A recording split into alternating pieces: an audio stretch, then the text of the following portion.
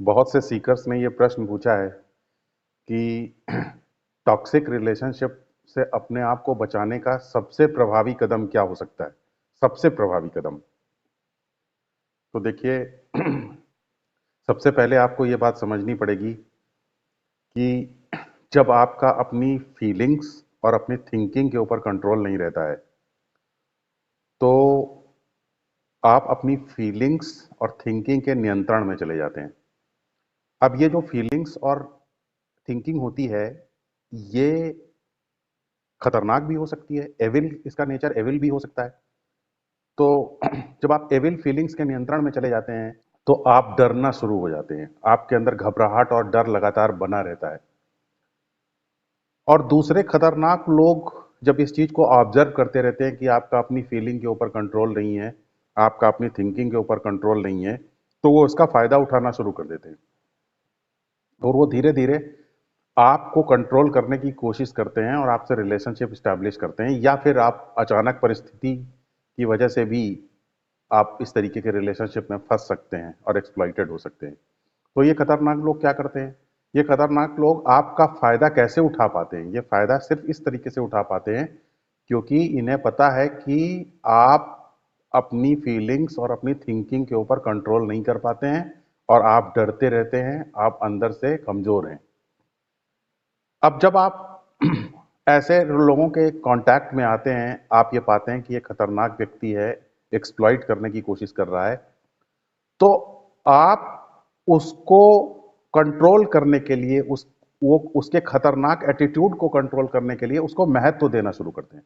क्योंकि अगर आप उसको महत्व नहीं देंगे, तो वो क्या करेगा कि वो अपनी हरकतों से आपके थॉट्स और फीलिंग्स को और ज्यादा खतरनाक बनाएगा, और ज्यादा उसका नेचर एक्सप्लॉइटेटिव और एविल बना देगा, और ज्यादा डरावना कर देगा आपके थॉट्स और फीलिंग्स को। तो ऐसा ना हो सके, इसलिए आप उसके बिहेवियर को नियंत्रण में रखने के लिए उसको महत्व देना शुरू करते हैं।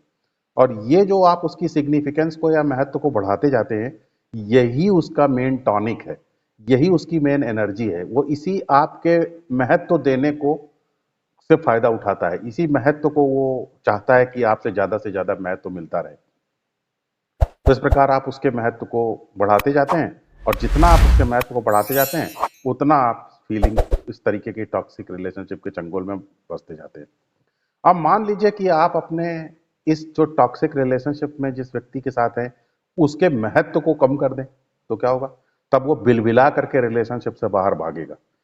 वो परेशान हो जाएगा अगर उसका महत्व क्योंकि उसकी एनर्जी तो वही है, उसकी जो सप्लाई है वो तो वही है, महत्व ही।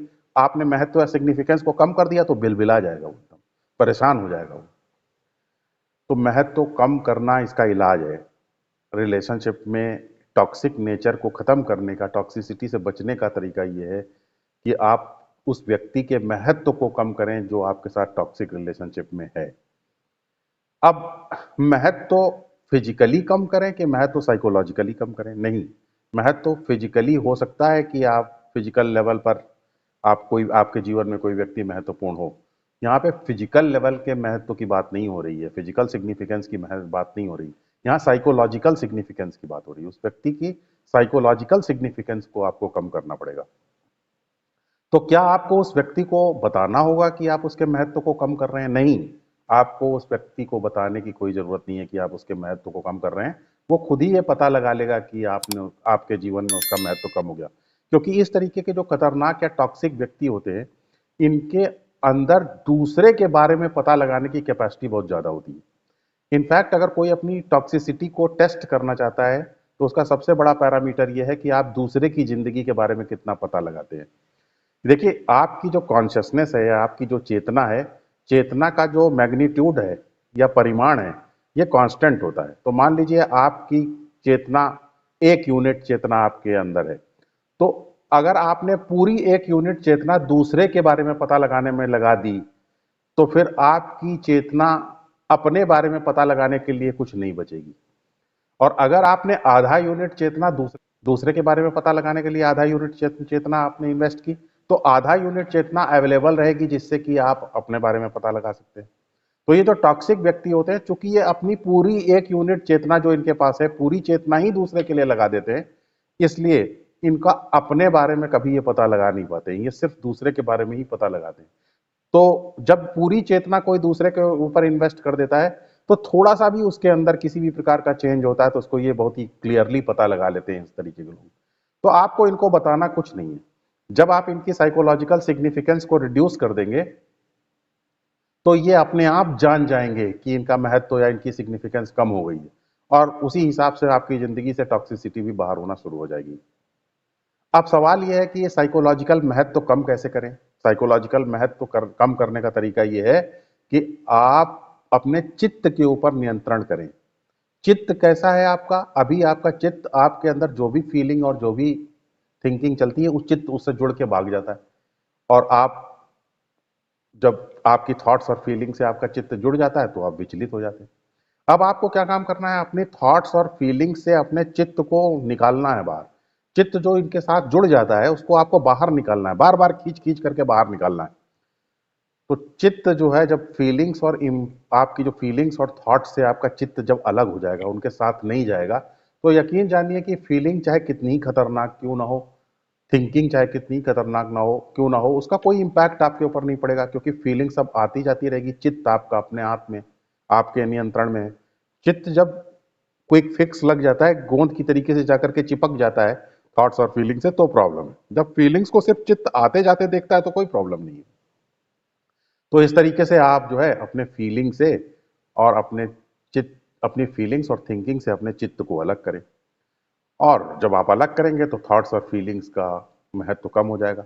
जब महत्व कम हो जाएगा तो ये खतरनाक व्यक्ति जो आपके थॉट्स और फीलिंग्स को मैनिपुलेट करके आपको डिस्टर्ब करते थे, उनका भी महत्व कम हो जाएगा। और इस प्रकार जब इनकी सिग्निफिकेंस कम हो जाएगी तो आपके जीवन में टॉक्सिसिटी का इंपैक्ट कम हो जाएगा। अब सवाल यह है कि चित्त को कैसे थॉट्स और फीलिंग से अलग करें। देखिए, चाहे कोई रोए, चाहे कोई चिल्लाए, चाहे कोई निराश हो, चाहे कोई आशा रखे, चाहे कोई कुछ भी करे, चाहे ब्रीदिंग टेक्निक का इस्तेमाल करे, चाहे जपा टेक्निक का इस्तेमाल करे, किसी भी टेक्निक का इस्तेमाल करे, चाहे कोई थेरेप्यूटिक टेक्निक का इस्तेमाल करे, चाहे कोई भी टेक्निक आप इस्तेमाल करें, चित्त को कंट्रोल करना ही होगा। जब चित्त को आप कंट्रोल कर पाएंगे तो सारी चीजें they start falling into place. आपका सब चीज अपने आप नियंत्रण में आना शुरू हो जाएगा। वैसे जपा एक ऐसी टेक्निक है जिसके बारे में मैंने बताया है, और वीडियो भी इसके बारे में बताया है, डिस्क्रिप्शन बॉक्स में भी इसका लिंक दिया हुआ है। अगर आप जपा प्रैक्टिस करते हैं तो आप अपने चित्त को अपने नियंत्रण में आसानी से ला सकते हैं बिना कोई एफर्ट किए हुए। और जैसे जैसे आपका चित्त आपके नियंत्रण में आएगा, फीलिंग्स और थॉट्स के साथ आप जाना बंद कर देंगे। फीलिंग्स और थॉट्स के साथ जब आप जाना बंद कर देंगे, तो जो लोग आपकी फीलिंग्स और थॉट्स को बाहर से भड़काने का काम करते थे, वो उनके भड़काने, आप पाएंगे कि उनका कोई असर आपके थॉट्स एंड फीलिंग्स के ऊपर नहीं हो रहा है। तो उनका महत्व भी अकॉर्डिंगली साइकोलॉजिकली कम होता चला जाएगा और आप हर प्रकार की टॉक्सिसिटी से बाहर आ जाएंगे।